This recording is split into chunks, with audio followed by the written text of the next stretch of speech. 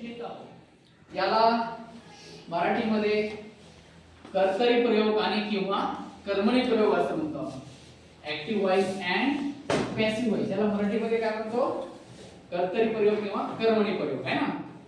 तर आपले जे 12 टेन्स आहे म्हणजे 12 सब टेन्स आहे म्हणजे उपप्रकार आहे काळाचे.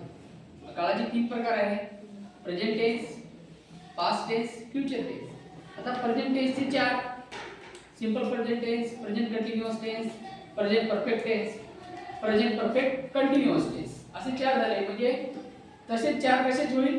पास्ट टेन्सचे असेल, तसेच 4 फ्युचर टेन्सचे असेल. म्हणजे 12 किती झाले? पूर्ण 12 झाले. तर या 12 चा आपल्याला ऍक्टिव्ह व्हॉइसचं पॅसिव्ह व्हॉइस मध्ये सेंटेन्स करायचं असते म्हणजे वाक्य बनवायचं असते. तर आपण इथे एक वाक्य घेतलं आहे. For example, Ram it's a mango. Ram it's a mango म्हणजे रामने काय केला? आंबा खाल्ला.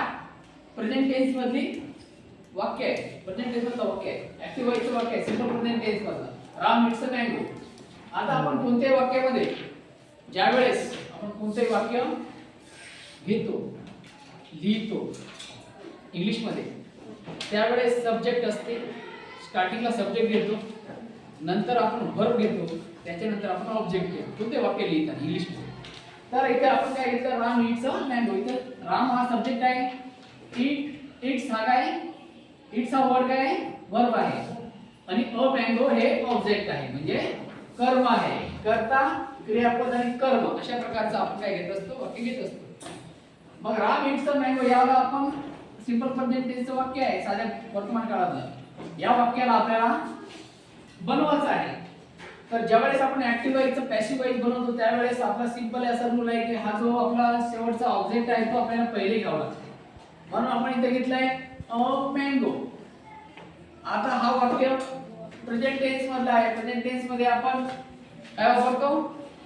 टू बी ची रूप एमिजा. काय वापरतो? एमिजा.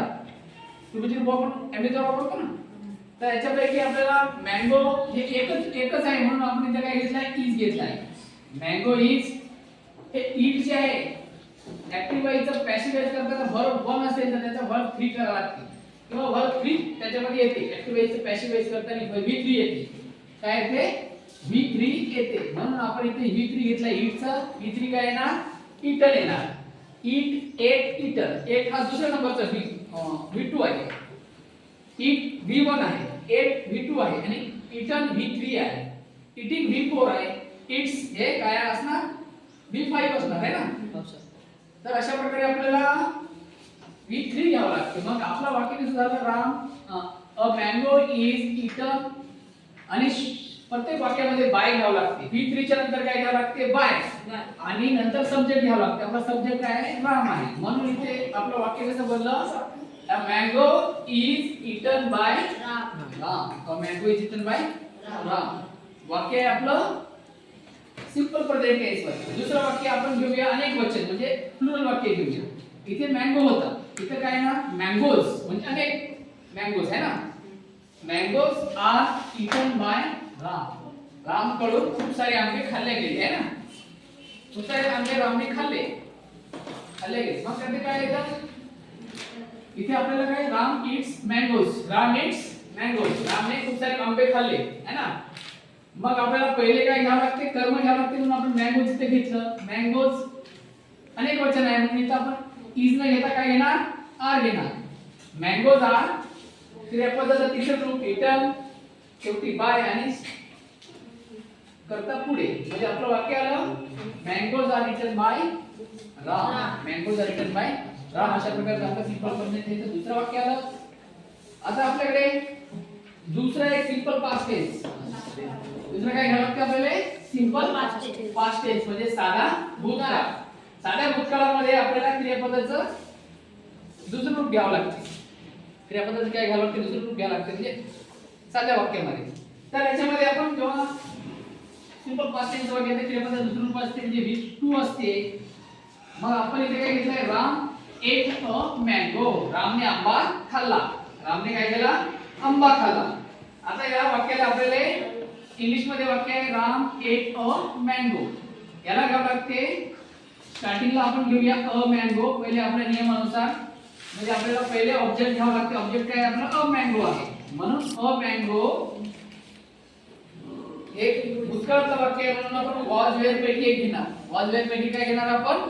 एक घेणार. म्हणून आपण इथे घेतलं वॉज. ए मँगो वॉज, एचा वित्री काय येणार?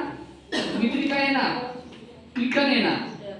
A mango was eaten by Ram, असं वाक्य आपल्याला तयार होते. ठीक आहे. A mango was eaten by Ram. दुसरं आहे, आपण याचा प्रोनाउन वाक्य घेऊया. रामच्या ठिकाणी आपण आय घेतलं. I at a mango. I at a mango. तर या वाक्याला आपल्याला कसं बनवावं लागते? पहिले मँगो घ्यायचं. A mango was eaten by me. आयचं काय आलं? मी आलं. त्याचा चार्ट मी तुम्हाला लिहून आता म्हणजे ज्या पुढे आपण ते लिहून घेऊ आणि समजून सुद्धा घेऊ आणि पाठांतर सुद्धा करूया. त्याच्यानंतरचा जो पाठ आहे ना तो आपला आयचं मी होते, हीचं हिप होते, हे सर्व आपल्याला रूल इथं लिहावं लागतं. काही काही ठिकाणी अपोजिट वर्ड होते. नाउनचं होते दे, असे सुद्धा काही वर्ड काय होते? अपोजिट वर्ड सुद्धा होते. वाक्यामध्ये नाव आलं असेल तर तिकडच्या ऍक्टिव्ह व्हॉइसचं पॅसिव्ह व्हॉइस करताना दे होते. ओके. Ram help me. रामने कोणाला मदत केली? मला मदत केली होती. हेल्प मी, मला मदत केली होती रामनं. या वाक्याला आपल्याला बनवायचं आहे मीचं काय ना? काय ना मीचं? हे मीचं इथे आय येते. आय आपल्याला स्टार्टिंगला घ्यावं लागते कारण हे ऑब्जेक्ट आहे इथे या वाक्यामध्ये. म्हणून आपण पहिले ऑब्जेक्ट घेतलं आय. हे वाक्य त्याच्यात आहे भूतकाळाचं आहे म्हणून आपण वॉज घेतलं. I was. हे क्रियापद तिसरं रूपच आहे, विक्रीच आहे. हेल्पड बाय राम, म्हणजे I help Ram help me. त्या वाक्याला आपल्याला ऍक्टिव्ह व्हॉइस मधलं वाक्य आहे त्याला पॅसिव्ह व्हॉइस मध्ये करताना I was helped by Ram. I was helped by Ram असं आपल्याला असं घ्यावं लागते. ठीक आहे. ओके.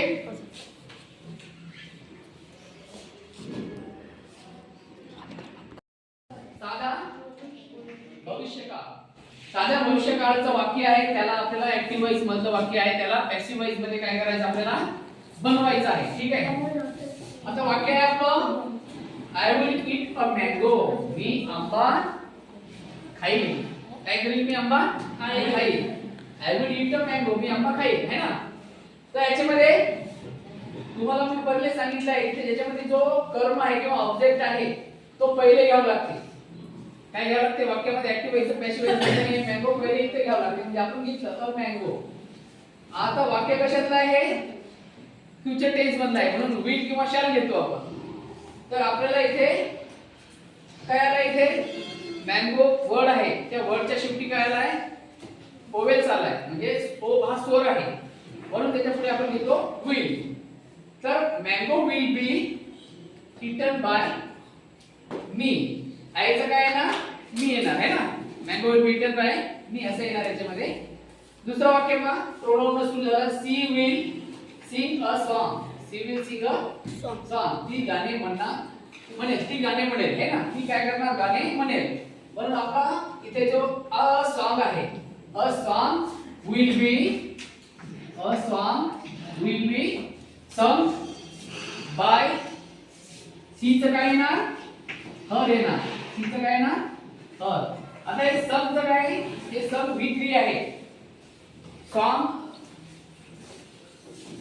सम है ना? विक्री आहे. त्यामुळे आपल्याकडे इथे हा सॉन्ग जो आहे ते सॉन्गचं काय येणार? संग येणार. तर song will be sung by her. गाणं कोणाकडून म्हणलं गेलं आहे? तिच्याकडून गाणं म्हणल्या गेलेलं. त्याच्याकडून गाणं म्हणलं जाईल. तिच्याकडून गाणं म्हणल्या जाईल. असं इथे आपण ऍक्टिव्ह व्हॉइसचं पॅसिव्ह व्हॉइस मध्ये करताना लक्ष देतो. ठीक आहे. त्याच्यानंतर प्रेझेंट कंटिन्युअस टेन्स होतं वाक्य. प्रेझेंट कंटिन्युअस टेन्स याला काय म्हणतो आपण? प्रेझेंट कंटिन्युअस टेन्सला कंटिन्युअस टेन्सला काय म्हणतो आपण? चालू वर्तमान काळ. जे वर्तमान काळातली क्रिया आहे ती चालू आहे त्याला आपण चालू वर्तमान काळ म्हणतो. याचं आपण ऍक्टिव्ह व्हॉइसचं पॅसिव्ह व्हॉइस मध्ये वाक्य करावं लागते प्रेझेंट कंटिन्युअस टेन्स मध्ये. त्याचे छोटे छोटे रूल आहे, नियम आहे. पहा. Ram is eating a mango. Ram काय खात आहे? आंबा खात आहे. राम काय खात आहे? आंबा खात आहे. मग आता आपल्याला पहिले काय घ्यावं लागते नियमानुसार शेवटचा शब्द घ्यावा लागते वाक्यामधला. शेवटचा शब्द काय ऑब्जेक्ट काय अ मँगो. मग आपण अ मँगो इथे लिहिलाय अ मँगो वर्तमान काळाचं वाक्य आहे म्हणून काय घेणार इथं आपण एम इज आर पैकी एक घेणार. मग आपण इथे इज घेतलाय अ मँगो इज आणि प्रेझेंट कंटिन्यूअस टेन्स मध्ये बीइंग घ्यावं लागते. हेल्पिंग व्हर्बच्या नंतर काय घ्यावं लागते बीइंग घ्यावं लागते. म्हणून आपण घेतलं अ मँगो इज बीइंग. ईटचं काय येणार ईटिंगचं काय येणार इटन येणार म्हणजे क्रियापद तिसरे रूप येणार. ऍक्टिव्ह व्हायचं पॅसिव्हाइज करताना क्रियापद तिसरे रूपच येते.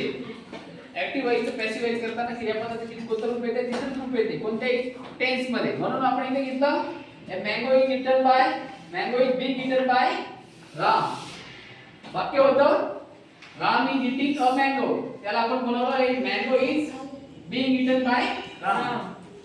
मँगो राम कडून खाल्ल्या जात आहे असं आपण इथे त्याचा अर्थ असं होते. ठीक आहे समजत आहे का नाही. ओके ठीक लिहा. आज आपण ऍक्टिव्ह व्हायचं पॅसिव्ह व्हायचं कसं करायचं ते आपण शिकलो शिकत मागच्या वेळेस पासून बरोबर आहे. तर आपल्याला प्रेझेंट परफेक्ट टेन्स मध्ये आपल्याला ऍक्टिव्ह व्हायचं पॅसिव्ह व्हायचं मध्ये वाक्य कसं तयार करायचं ते बघायचं आहे.